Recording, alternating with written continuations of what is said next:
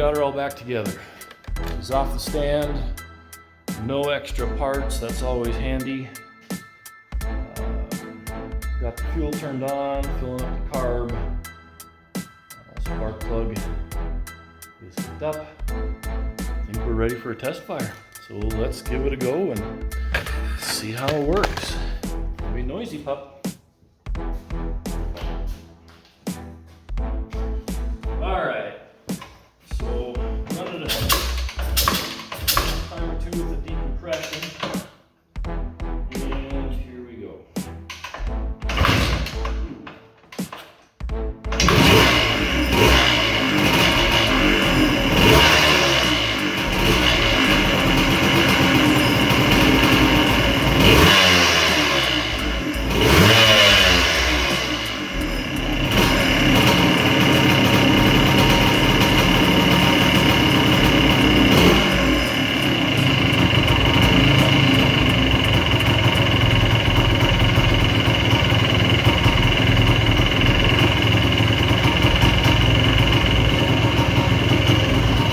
Sounds pretty good.